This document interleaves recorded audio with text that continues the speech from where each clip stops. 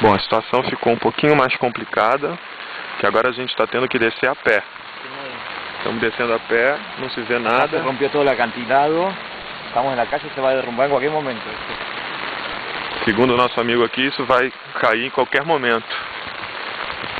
Tem risco de cair todo esse piso?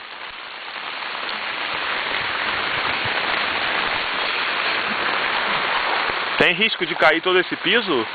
¿Ese aquí? É. Não. Mas o resto ali tem. E essa universidade, nós vamos passar por uma universidade.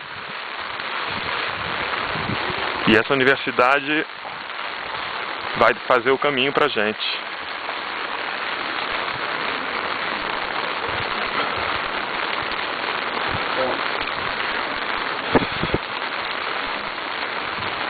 Tá tudo escuro porque não tem luz.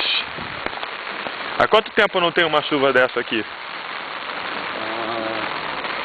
Chovendo direto aqui, 96, 94, 96.